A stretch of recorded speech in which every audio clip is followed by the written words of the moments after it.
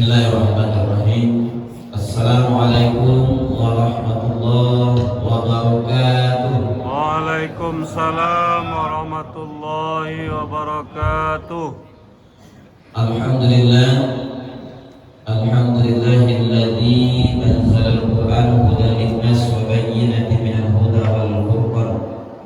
Asyhadu an la ilaha illallah wa asyhadu anna Muhammadan abduhu wa rasuluh la nabiyya ba'd. Pertama dan utama sekali, marilah kita mengucapkan puja beserta puji syukur kehadirat Allah yang mana subuh ini kembali kita bisa melangkahkan kaki dan mengayunkan tangan kita menuju masjid yang sama-sama kita cintai ini, yakninya untuk melaksanakan aktivitas kita sebagai umat Islam, yaitu melaksanakan sholat subuh secara berjamaah. Insyaallah sebentar lagi akan kita tambah kembali ilmu kita untuk persiapan kita untuk menuju kehidupan selanjutnya, yaitu kehidupan akhirat nanti. Daripada itu, mudah-mudahan kita bermohon kepada Allah, mudah-mudahan setiap majelis ilmu yang kita lakukan mudah-mudahan bisa mengantarkan kita menjadi manusia-manusia terbaik, sehingga kita di akhirat nanti dimasukkan oleh Allah Subhanahu wa taala ke dalam surganya. Amin. Amin ya rabbal alamin. Salawat dan salam yang kita untukkan buat baginda Rasulullah sallallahu alaihi wasallam dengan lafaz Allahumma sholli ala Muhammad wa ala ali Muhammad. Bapak-bapak, ibu-ibu beserta jemaah Masjid Baitur Rahim Musola Nurul Ikhlas Musola Thaibah, yaitu teristimewa, yaitu Ustaz kita Ustaz Haji Amirwan FA. Baik Bapak dan Ibu, tanpa memperpanjang mukadimah, langsung saja kita masuk pengajian kita pada subuh ini yang akan disampaikan oleh Ustaz kita Ustaz Haji Amirwan FA. Langsung saja kepada Ustaz kita persilakan.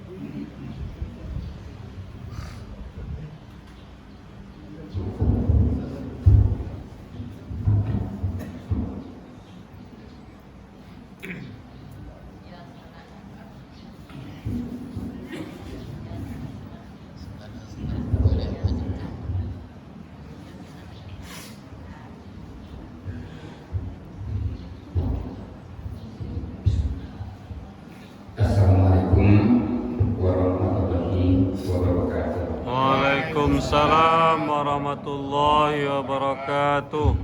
Bismillahirrahmanirrahim. Ada apa yang kita perlu gitu. Ya, ada asal. Dari jaga alat satu tiga alat satu tiga CDI.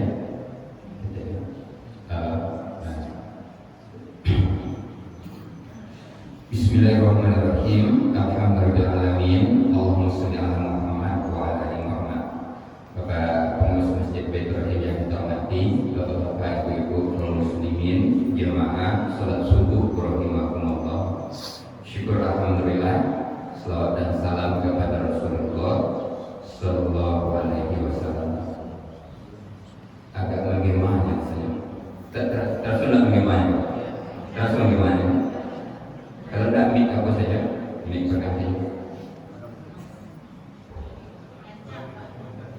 mik berkati, mendengar. Itu untuk apa rencananya kan? Untuk karaoke.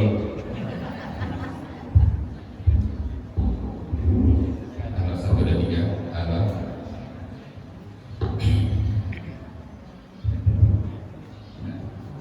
Bapak Ibu, dulu kita sudah pernah membicarakan tentang sholat ini.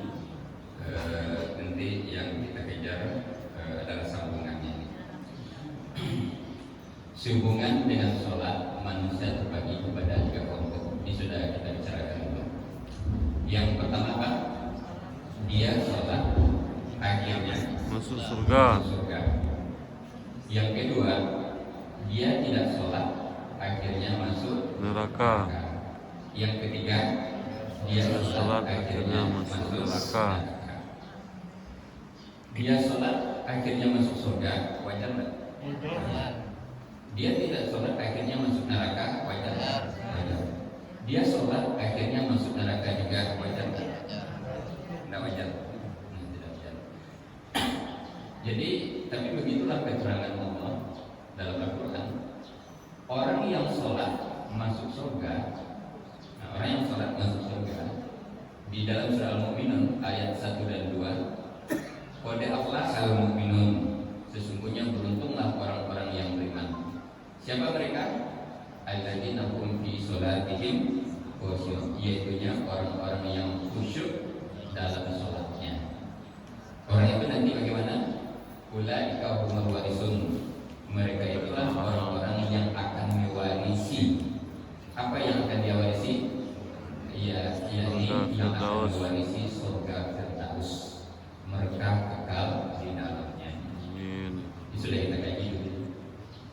Yang kedua, dia tidak sholat akhirnya masuk neraka. Dasarnya ini Surah Al-Mudaththir ayat 42 dan 43, yaitu ketika nanti bertanya penduduk surga kepada penduduk neraka, ma salakakum fi saqar, apakah yang menyebabkan kamu masuk neraka sakor, neraka sakor.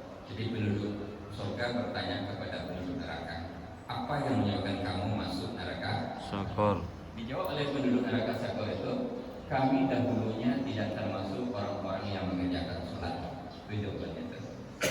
Cuman caranya bertanya pun tak tahu apa pokoknya muridnya dari surga. Apa yang menyebabkan kamu masuk neraka sakor? Dijawab, kamu dulu tidak sholat loh. Atau yang pakai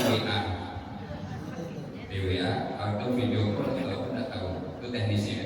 Tapi Al-Quran bicaranya seperti itu.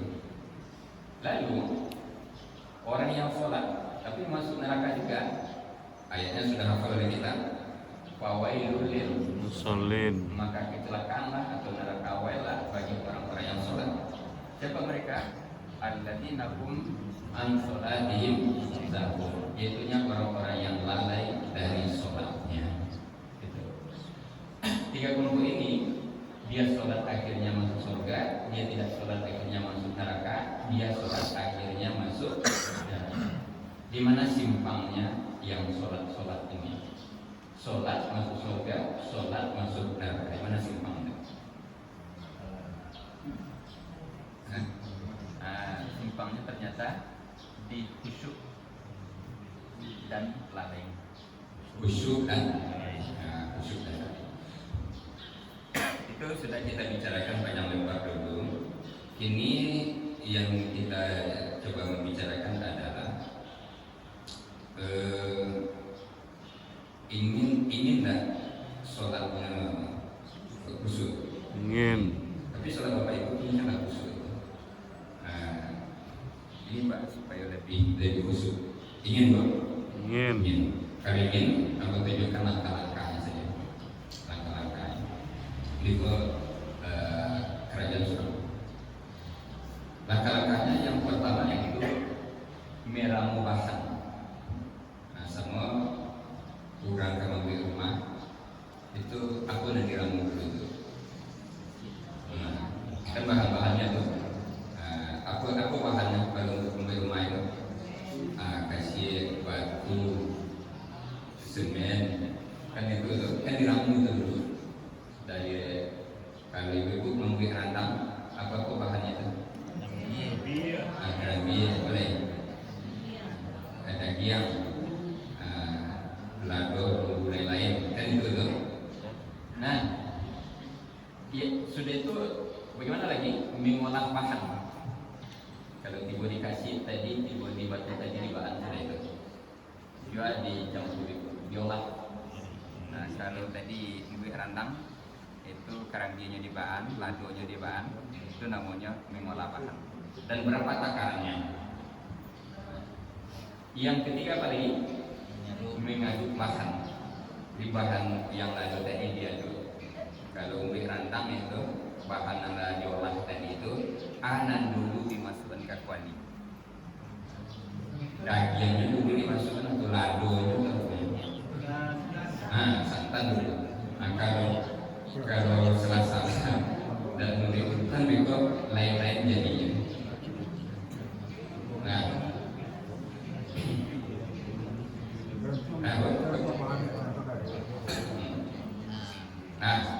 jadi yang pertama kalau untuk sholat khusyuk langkahnya apa? Meramu bahan. Meramu bahan. Yang kedua Mengolah bahan. Yang ketiga Mengaduk bahan. Nah, itu ya. Lalu untuk sholat khusyuk itu bahannya apa? Ada 3. Yang pertama bacaan sholat. Yang kedua gerakan sholat. Yang ketiga arti dari Bacaan bacaan sholat. sholat. Yang keempat pemahaman. Dan yang kelima adalah Hayatan. penghayatan. Jadi berapa bahannya itu? 5. 5. Jadi kalau ibu itu kan masa rendang, saya lihat dulu ke dapur, aku nan layado dan aku nan naado. Kalau nan layado, oh lado layado. Yang daging nado, itu daging nado, santang nado, nan nado disyukuri, yang nado apa? Bali, kama di Bali? Pasar, cari pasar Seba. Kalau tak tahu pasar Seba, cari ke mahkamah itu. Cari ke mahkamah itu. Sehingga nanti curi bahan baru diolah. Tapi nanado sila dibuat, ini namanya itu. Nanado sila. Bahan dia rasanya juga baik. Itu namanya itu. Nah, itu namanya mereka. Jadi ini juga begitu. Bahannya itu ada 5. Bacaan dari sholat itu, gerakan dari sholat itu, arti dari bacaan sholat. Yang keempat pemahaman, yang kelima penghayatan. Sekarang kita cek ini dari nanti muko barang nado barang nado. Coba kita cek.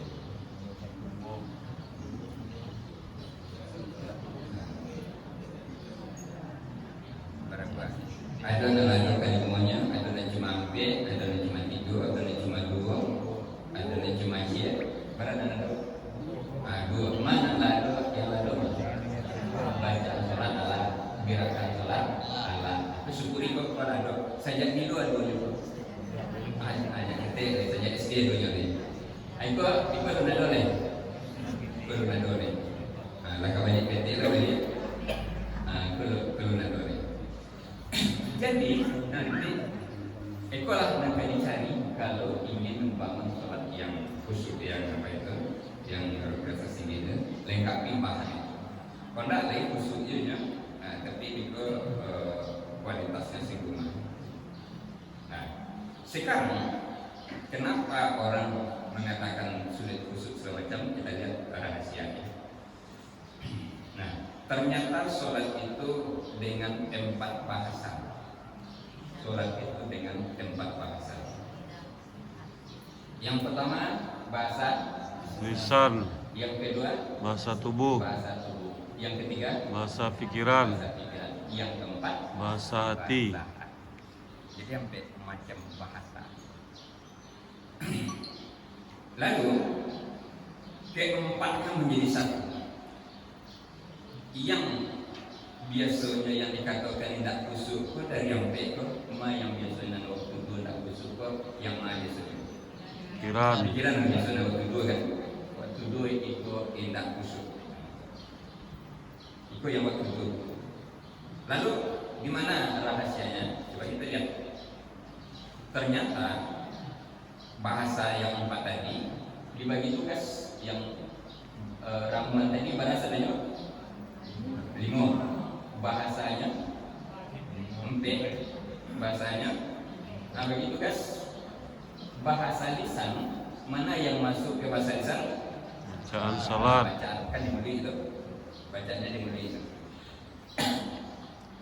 Bahasa tubuh mana yang masuk ke bahasa tubuh? Gerakan sholat. Gerakan sholat. Gerakan sholat. Apa yang masuk ke sholat? Yang masuk ke bahasa pikiran apa? Arti bacaan sholat dan pemahaman. Pemahamannya. Jadi arti dari bacaan sholat ya pemahaman masuk ke bahasa Pikiran. Nah, ke situ masuknya. Sedangkan bahasa hati penghayatan. Ini salah apa? Penghayatan. Saya lihat di sini. Penghayatan. N-nya tadi di sini. Jadi P ini seperti ini tadi. Penghayatan. Nah, jadi yang bacaan sholat kemana masuknya? Bahasa lisan. Gerakan sholat Bahasa tubuh. bahasa tubuh. arti sholat dan pemahaman, bahasa pikiran, penghayatan, bahasa hati, nah keempatnya menyatu jadi satu. Lisan, anggota tubuh, pikiran dan hati menyatu menjadi satu. Apa yang dibaca oleh mulut itu yang diartikan, dipahami oleh kepala, dan itu yang dirasakan oleh hati. Nah, kalau tadi cuma dua saja, kan baca juga kan itu. Kalau itu bahasanya berapa bro? Dua bro. Bahasanya dua bro. Bahasa lisan je, bahasa tubuh je. Jadi bahasa lisan itu bacaan-bacaan yang sudah tersedia. Betul lah, bacaan itu yang sudah tersedia itu. Bahasa tubuh gerakan-gerakan daripada sholat. Gerakan itu punya makna dan itu kita paham. Contohkan sebagai ada orang mengisi itu nyemanggu-anggu. Tanda bacaan mengganggu. berarti Tanda paham, tanda setuju, tanda mengerti. Tapi kalau ada orang mengejek, dia mengganggu juga, tapi tak kaji ganggunya. Itu manggu je tu, itu arti manggunya apa tu? kalau Kalau kan sudah memanggu itu, tapi beda maknanya itu. Jadi di sholat itu takbir itu punya makna. Ruku itu punya makna karena itu bahasa tubuh. Nah, ini pikiran itu adalah arti dari bacaan tadi, kemudian pemahaman itu yang diikuti oleh pikiran kita itu. Ketika itu sudah jalan yang empat macam, ini hasilnya otomatis penghayatannya. Kalau ini berkualitas tinggi, maka ini penghayatannya akan mendalam. Ini yang menyebabkan dia sampai kadang merinding bulu-bulunya, sampai meneteskan air mata, haru dan lain sebagainya.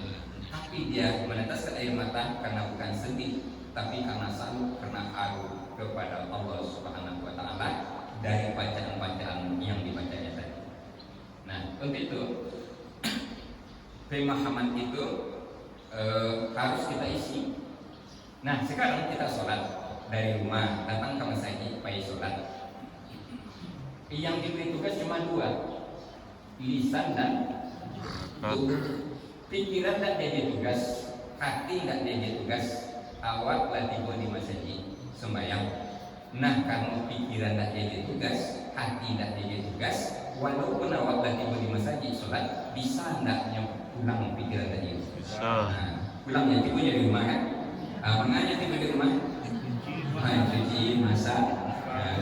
Ya, awak kan sholat di masjid juga, tapi nyolah pulang.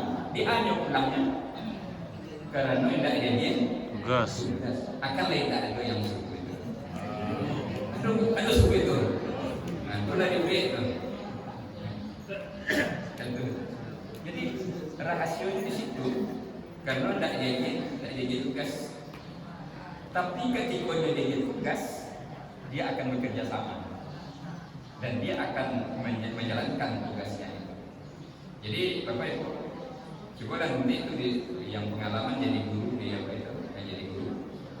Nah, yang pengalaman jadi guru, ada anak jadi tugas, ada yang tidak jadi tugas. Dan tidak jadi tugas kau menganya Main. main, aku yang tidak jadi tugas. Jadi di dalam sholat itu keempat-empatnya ini harus diberi tugas. Lalu kalau ini tidak kurang berkualitas, maka penghayatannya juga akan kurang berkualitas. Ini kami contohkan kepada Bapak Ibu.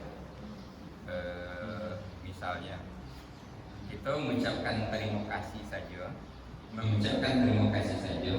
itu rasanya akan berbeda kalau kita paham.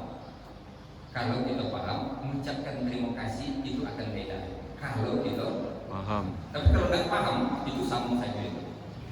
Ambil contohkan yang paham ya, yang paham. Dia kipiti 10.000 rupiah. Dia kipiti 10 juta. Itu cara terima kasih sama atau beda? Beda. Bu, kok kipiti 10.000 kan terima kasih ya? Tambah aku ini terima kasih. Terima kasih. Bu, kok kipiti 10 10 juta banyak kan beda ya kan beda terima kasihnya itu karena yang paham Barso itu gak 10 ribu pun 10 juta apa jauh bedanya sehingga nada suaranya ekspresi wajahnya beda itu kalau 10 ribu itu senyumnya sekentik ya.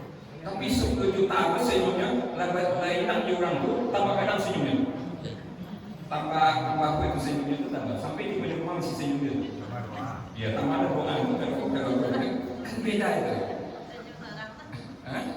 ya kalau dari PAP kan itu andaikannya hujan pulang itu tidak damang tuh kalau tidak damang itu pengaruhnya kalau itu apa tapi cuma agen kanak kita yang tak ngerti kan kalau sedikit 10 ribu itu dia kira 10 juta itu sama itu beda gitu Sama. apa sama ini ini tak ngerti itu tuh jadi ngerti itu dipaham untuk itu ini harus dipahami baca itu akan berpengaruh nanti sehingga nanti ketika baca Allahu Akbar saja itu sudah luar biasa. Kenapa? Karena ada modal untuk memahaminya. Membaca Alhamdulillahirrahmanirrahim itu pengaruhnya luar biasa, menggetarkan jiwa, menggoncangkan jiwa dan raganya. Kenapa? Karena dia punya modal pemahaman untuk mengucapkannya. Tapi ketika tidak ada modal untuk mengucapkan, dia hanya diucapkan lalu begitu saja. Nah ini Bapak Ibu yang saya hormati, untuk itu perlu tak kira-kira dilengkapi menjelang meninggal? Perlu. Nah, jadi nala doko syukurilah, nanda doko pailah bali. Silakan Pak Bani yang kurang itu. Nanti sudah itu diolah. Nah, Bu, kita apakan? Barago yang ada. Bu, yang ada apa? Bacaan sholat. Yang kedua, gerakan sholat. Yang kedua, arti bacaan. Yang kedua, pemahaman. Yang ketiga, penghayatan. Nanda doko syukuri, laksanakan tadi. Yang tak doko silakan bebani. Sudah itu diolah. Pasar raya, pasar seba. Pasar seba, nado pasar seba. Ya silakan kalau ada di masjid, beli di masjid. Ya, kalau ada di mana di pasar, di masjid raya ada cari ke masjid raya. Kalau ada di Al Hakim, cari di Al Hakim. Kalau ada di Baitur Rahim, silakan kembali ke Baitur Rahim. Nanti sudah itu diadu. Nah, itu saja. Kenapa ini? Ini sudah orang belajarnya tidak memungkinkan semuanya. Kenapa? Karena ini memerlukan waktu, ini memerlukan keseriusan. Coba lah Ibu, mulai sudah dilakukan di masa santan itu dari tiga-tigaan saja. Nah, tiga-tigaan itu apa jadinya santan? Apa jadinya? Baca santan ya. Kunyit. Jadi untuk itu tambah sampaikan untuk umum, tapi yang akan belajar siapa yang mau yang bersungguh-sungguh. Pokoknya kalau dari buka umum. Kenapa? Ini adalah orang yang bersungguh-sungguh untuk mau melengkapi pendidikan itu. Jadi perlu waktu yang cukup, pertemuan yang intensif. Untuk itu saya hanya menyampaikan kalau ingin sholat khusyuk seperti para nabi, para rasul, orang-orang soleh, orang-orang yang sudah diakui apa itu, baginya caranya seperti ini. Nah, galai selero dari awal. Kalau dari terbuka selero itu akan ada jalan. Di mana ada kemauan, di situ ada jalan. Tapi kalau selero tidak terbuka, jadi itu bagi ke bawah. Kalau hanya sekedar ceramah itu sudah terpenuhi ceramahan.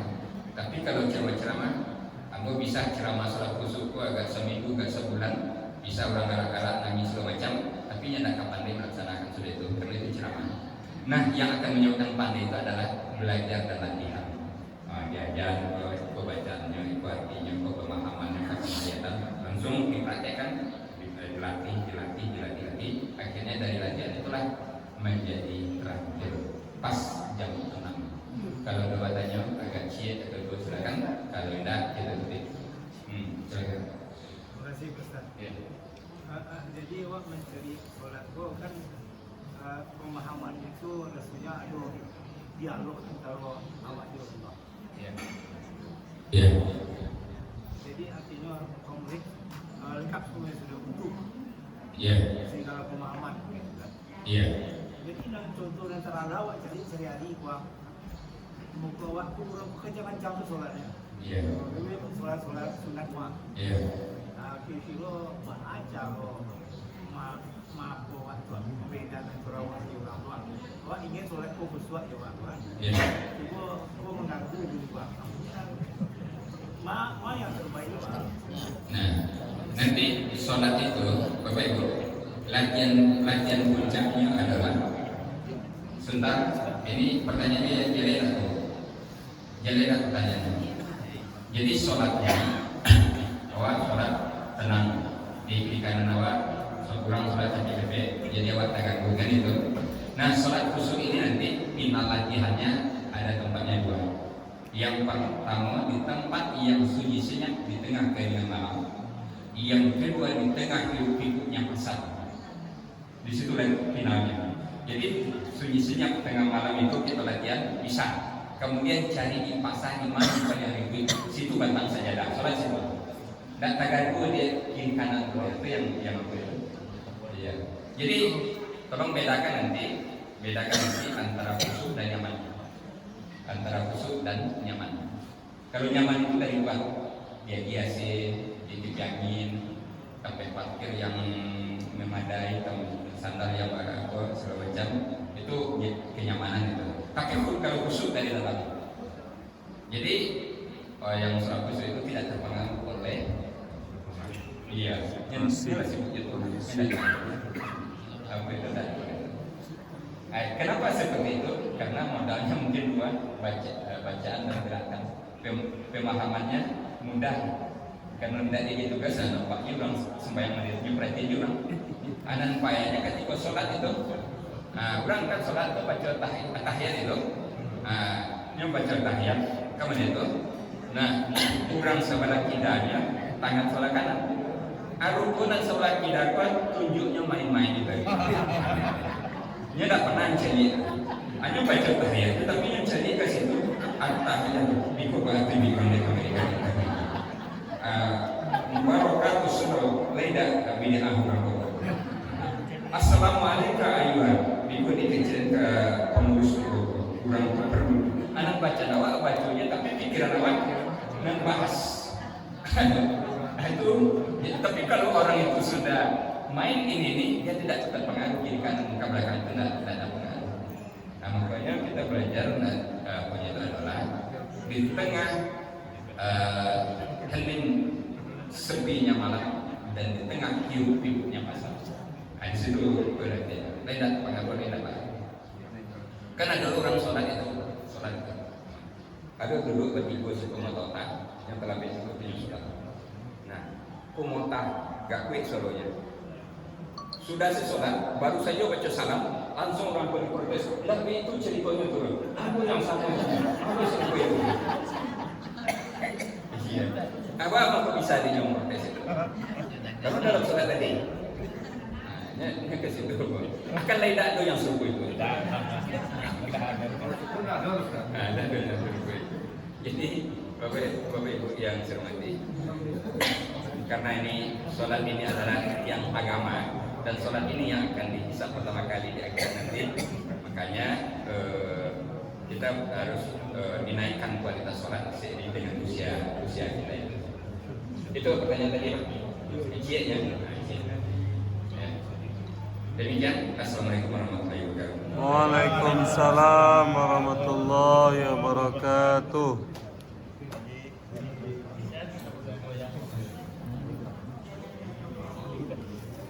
dua.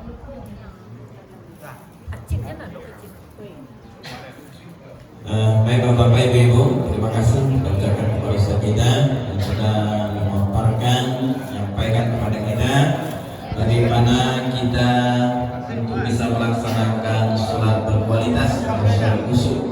Karena itu mari kita perhatikan apa-apa saja yang sudah disampaikan oleh beliau tadi sehingga sholat kita itu betul-betul menjadi sholat yang berkualitas.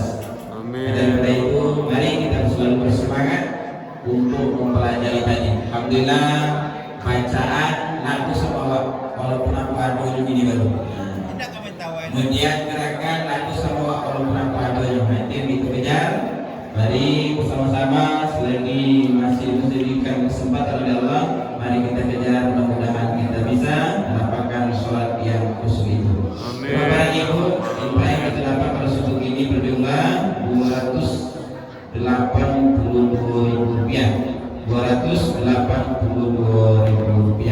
Kemudian selalu saya sampaikan kepada Bapak dan Ibu, mari kita ikuti belajar tahsin di kelompok tahsin Masjid Baitul Rahim. Insyaallah malam nanti sudah sholat pagi dan malam besok mudah-mudahan tidak ada halangan akan kita lanjutkan pelajaran tahsin kita. Mungkin hanya itu yang bisa kita sampaikan. Kemudian kurang kita mohon maaf. Wabillahi taufiq wal hidayah. Wassalamualaikum warahmatullahi wabarakatuh. Waalaikumsalam warahmatullahi wabarakatuh.